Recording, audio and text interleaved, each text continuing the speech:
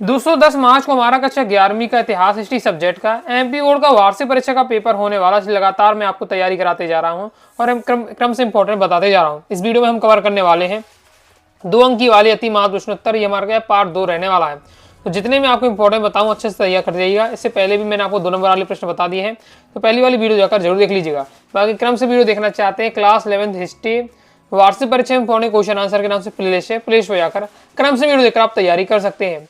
तो मित्र वही है जो भीड़ में खोने न दे, और लक्ष्य वही है जो रात में सोने न दे। पहला क्वेश्चन है, मंगोल कबीलों का जीवन कैसा था? मंगोल कबीलों का जीवन पूछा जा रहा, तो मंगोल कबीलों का जीवन घुमक्कड़ था। इन्होंने कृषि व्यवस्था को नहीं अपनाया था, इसी कारण शीत ऋतु में उनके द्वारा एकत्रित खाद्य सामग्री सीधी समाप्त हो जाती थी, फलतः इन्हें इधर उधर भटकना पड़ता था। ये क्या थे? पहले घुमक्कड़ थे, कृषि व्यवस्था को अपनाते नहीं थे। इस कारण क्या है, जो ठंडी जब आती थी तो उनके जो जिनमें खाद्य सामग्री जोड़ी भी है वो भी क्या है, सब खत्म हो जाती थी। इसलिए ये इधर उधर भोजन की तलाश में भटकते रहते थे। 4 उलूस का गठन कैसे हुआ? तो उलूस का आशय होता है साम्राज्य सीमा। चंगेज खान ने नई शासन व्यवस्था में विजयी क्षेत्रों पर शासन करने का उत्तरदायित्व अपने 4 पुत्रों को सौंप दिया। उसका शासन क्षेत्र 4 भागों में बढ़ गया। इस प्रकार 4 उलूस का गठन हुआ। तो 4 उलूस इस प्रकार से कि चंगेज खान का जितना भी एरिया था, हो गए विजयी वाला एरिया था, उसने 4 हिस्से किए और 4 पुत्रों को दे दिया। तो इस प्रकार से 4 उलूस का गठन हुआ। फीप और टैली कर में क्या अंतर? बहुत ज्यादा इंपॉर्टेंट है, प्रीवियस में आ चुका है कि ये 100% किसी ना किसी सेट में जरूर देखने को मिलेगा। यहाँ से क्वेश्चन जरूर बनेगा। फीप कर क्या है, टैली कर क्या है, या फीप कर और टैली कर में अंतर, इस टाइप से क्वेश्चन आ समझ सकता है। तो फीप लॉर्ड द्वारा नाइट्स को दिया गया भूमि का एक भाग है जिसकी उसे रक्षा करनी होती थी। फीप के बारे में पूछा जाए तो क्या बताना है? फीप लॉर्ड द्वारा नाइट्स को दी गई भूमि का एक भाग है जिसकी उसे रक्षा करनी पड़ती थी। जबकि टैली कर एक प्रत्यक्ष कर था जो इंग्लैंड के राजा समय समय पर क्या कृषकों पर लगाता था। जैसे सामंतवादी व्यवस्था में सर्प कौन थे? तो सर्प का आशय बताना है। तो सामंतवादी व्यवस्था में दासों को क्या बोला जाता था? दासों को सर्प कहा जाता था। अन्य शब्दों में इन्हें दास किसान भी कहा जाता था। इनके पास अपनी भूमि नहीं होती थी, इन्हें सामंत की भूमि पर काम करना होता था। इनकी स्थिति क्या बहुत ज्यादा दयनीय थी।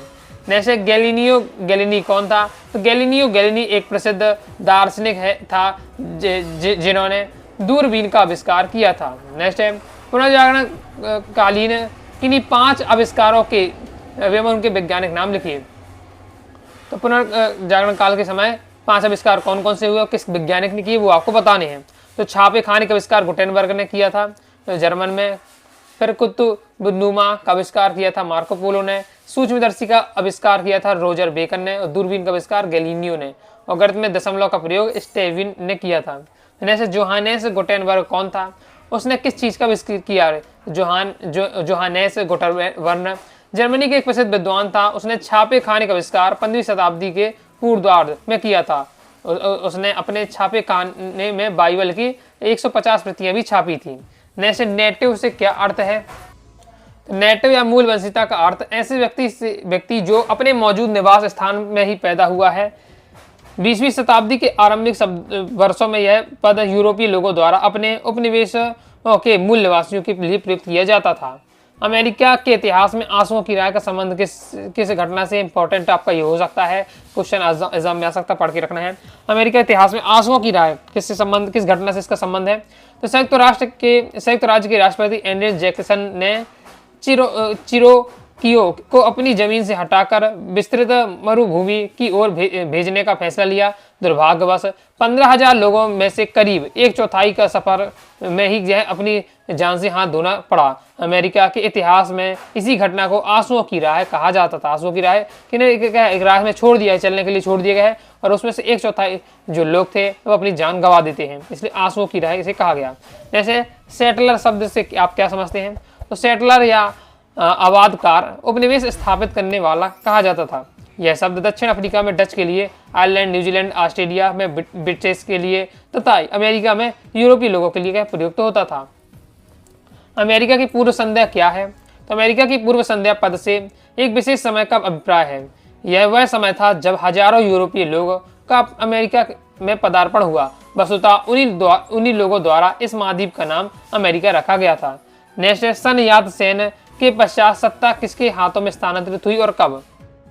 तो सन यात सेन के पश्चात चियांग काईसेक कुमितितांग के हाथों में सत्ता सन 1887 में हस्तांतरित हुई।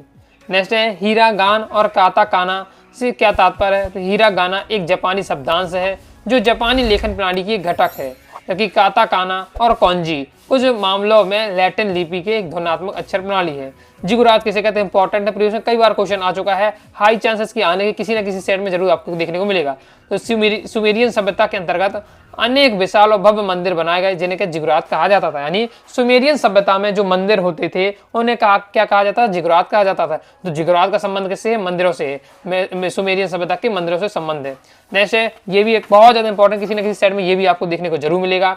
मेसोपोटामिया में अन्य कौन कौन सी सभ्यताओं का विकास हुआ। तो मेसोपोटामिया में सुमेरियन, बेबीलोन, आसीरिया, कैंथलिया आदि अन्य सभ्यताओं का विकास हुआ। नेक्स्ट, मेसोपोटामिया का शाब्दिक अर्थ क्या है, ये भी बहुत ज्यादा इंपॉर्टेंट है, किसी न किसी सेट में जरूर ये भी पूछा जाएगा कि मेसोपोटामिया का शाब्दिक अर्थ। तो नदी के मध्य, मेसोपोटामिया का अर्थ होता है नदी के मध्य। इस सभ्यता का जन्म दलजा और फरात नदियों की घाटी में हुआ, इसी कारण से मेसोपोटामिया सभ्यता कहा जाता है।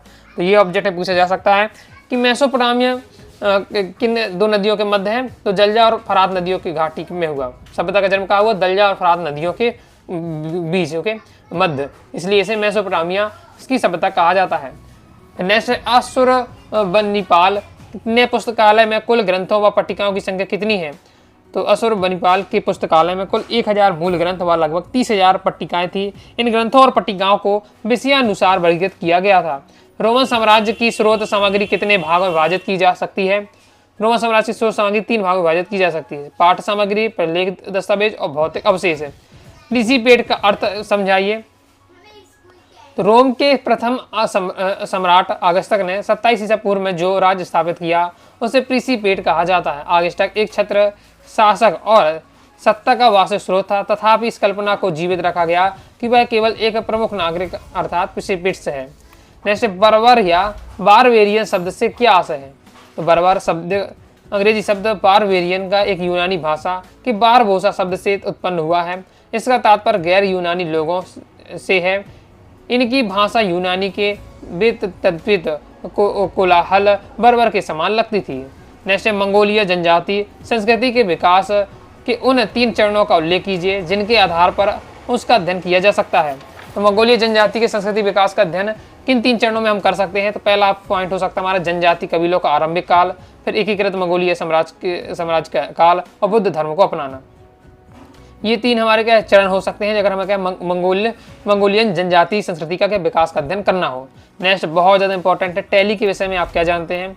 तो इससे पहले भी देखा फी पर क्या टैली आपके कर होते हैं। तो मध्यकालीन यूरोप में टैली एक प्रकार का प्रत्यक्ष कर था। यह राज्य की आय का स्रोत था, लेकिन पादरी और अभिजात वर्ग को इस कर से वंचित रखा गया। यह कर राजा द्वारा कृषकों पर लगाया जाता। तो आप ये देखिए सिस्टम, आप देखिए पादरी और अभिजात वर्ग, अभिजात यानी धनी वर्ग जिनके पास बहुत ज्यादा पैसा है, क्योंकि पादरी अगर भी ठीक ठाक स्थिति थी तो जिनके पास पैसा है उनसे टैक्स नहीं लिए जाएंगे, जो गरीब किसान है उनसे क्या टैक्स वसूला जाएगा। तो ये बताया जा रहा है यहाँ ओके।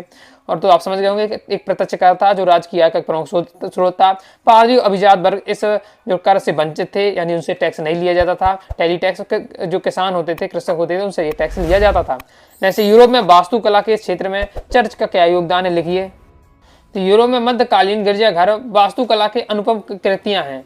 ये गिरजाघर रोम के प्रमुख मंदिरों के अनुरूप होते थे, जिनमें बीच में गुम्बदकार छत वाले हॉल होते थे, जिनके दोनों ओर स्तंभ की पंक्तियां होती थी। बाद में गंधार शैली में गिरजाघर निर्मित हुए, जिनमें प्रकाश के लिए कांच के शीशों का प्रयोग किया गया, मतलब कांच के शीशे लगाए गए जिससे सूर्य का डायरेक्ट प्रकाश क्या है गिरजाघरों में आता था। जैसे यूरोप के इतिहास में मार्टिन लूथर का नाम किन कारणों से प्रसिद्ध है।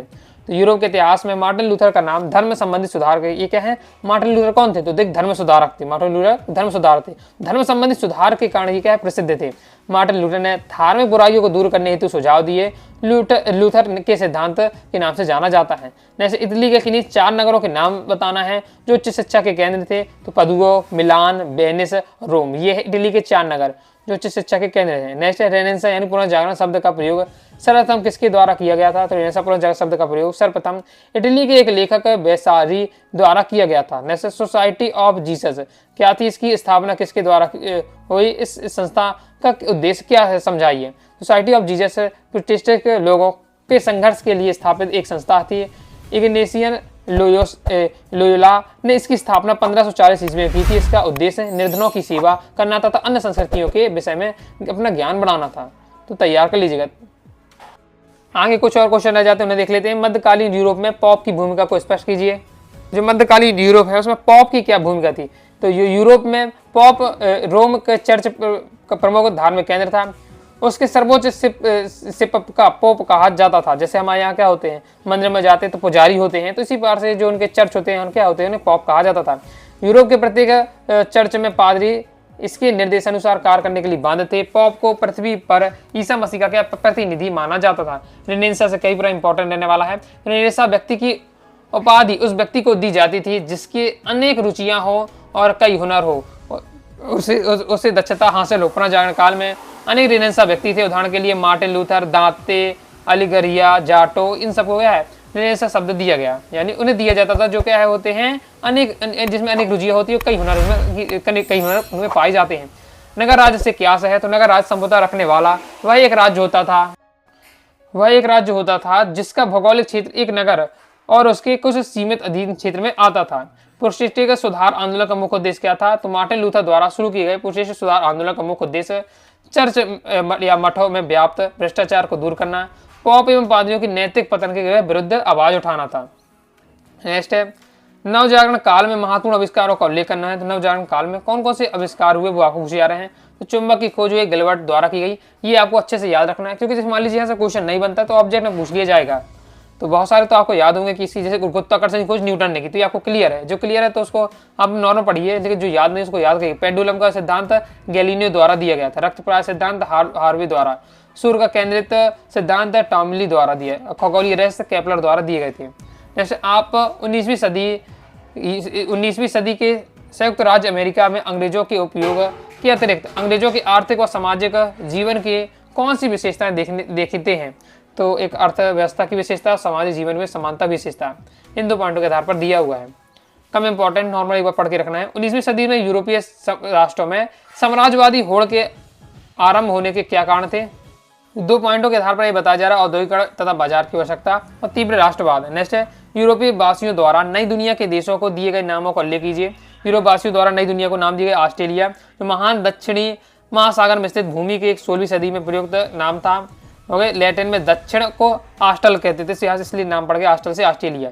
न्यूजीलैंड है जो हॉलैंड के तास्मान द्वारा दिया गया नाम था, जो सर्वप्रथम 1642 में इन टापुओं को देखा गया था। और डच भाषा में क्या है, भाषा में से समुद्र को ही कहते हैं। नेक्स्ट साम्राज्यवाद क्या है? साम्राज्यवाद के बारे में दिया है कि वह व्यवस्था जिसमें पूंजीवादी एवं विस्तारवादी शक्तिशाली राज्य शक्ति के बल पर दुर्बल या निर्बल पिछड़ों राष्ट्रों के आर्थिक राजनीतिक जीवन में प्रत्यक्ष नियंत्रण स्थापित करती हैं। दोनों ही प्रक्रिया उपनिवेश के संसाधनों का शोषण एवं जनता अपना बाजार स्थापित करने का प्राथमिक उद्देश्य होता है। यानी जो उच्च शक्तियां हैं, जो शक्तिशाली राज्य हैं, वो जो निर्बल राष्ट्रों पर क्या अपना अधिकार जमा रही हैं, तो यह राष्ट्रवाद में है, साम्राज्यवाद में आएगा। नेक्स्ट है जापान में सैनिकरण से क्या किया? जापान ने सैनिकरण के लिए सेना के अधिकारियों के प्रशिक्षण के लिए जर्मनी तथा फ्रांसीसी प्रशिक्षक नियुक्त किए। आधुनिकीकरण में पर्यावरण का क्या विनाश हुआ है? तो पर्यावरण का क्या विनाश हुआ है? तो पेड़ पौधे क्या तेजी से कट रहे हैं। तो यदि यही स्थिति रही तो हमें क्या है शुद्ध वायु मिलना भी क्या है दुर्लभ हो जाएगा। तो इस प्रकार तो हमने क्या 2 अंक वाले महत्व कवर किए हैं। कुछ क्वेश्चन आपके 2 लाइन के तो डायरेक्ट आप पढ़ के तैयार करिएगा, कुछ डिफिकल्ट होंगे तो एक बार रिवीजन करिएगा, 1-2 बार रिवीजन करने से आपको तैयार हो जाएगा। इस प्रकार से हमने 2 अंक वाले अति महत्व कवर कर लिए। वीडियो पसंद लाइक करिए, सब्सक्राइब करिए, साथ ही टेलीग्राम चैनल व्हाट्सएप ज्वाइन कर लीजिएगा। डाउट आता है कौन सब जरूर पूछिएगा। मिलते हैं नेक्स्ट वीडियो में, तब तक के लिए बाय बाय।